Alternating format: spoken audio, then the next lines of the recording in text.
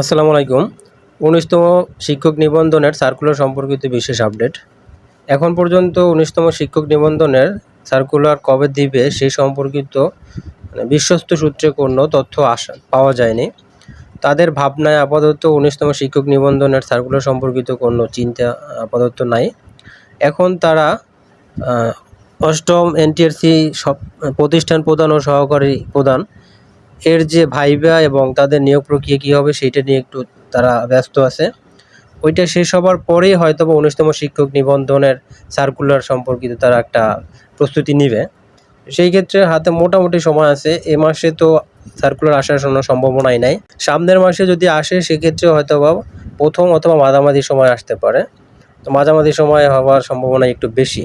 তারপরও আপনারা একটু প্রস্তুতি নিয়ে রাখবেন, যেহেতু শূন্য পদের একটা তালিকা দেওয়া হয়ে গেছে। তো যে কোনো মুহূর্তেই এটা একটা সার্কুলার চলে আসতে পারে।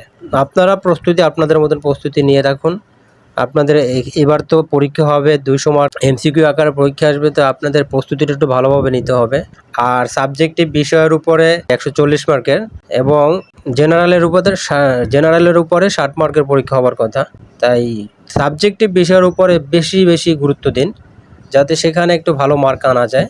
আর উভয় বিষয়ে স্পেসিফিকভাবে পাস করতে হবে। তো এখনই বাজারে আপনাদের সাবজেক্টিভ বিষয়ের উপর বই অ্যাভেলেবেল এখন আছে। তা আপনার পছন্দ মতো একটা বই কিনে সাজেশন কিনে তারপরে পড়া শুরু করে দেন। আর বিগত সালের প্রশ্নগুলো বেশি সলভ করার চেষ্টা করুন, তাতে সেই ক্ষেত্রে একটু কাজে দেবে। বিশেষ আপডেট এতটুকুই। যদি এর পরবর্তীতে কোনো আপডেট আসে ইনশাল্লাহ আপনাদেরকে জানিয়ে দেওয়া হবে। আর কী সম্পর্কে আপনারা তথ্য পেতে চান সেটা যদি আপনারা কমেন্টে জানান তাহলে ভালো হবে। আমি পরবর্তী ভিডিওতে সেই সম্পর্কে তথ্য দেওয়ার চেষ্টা করব।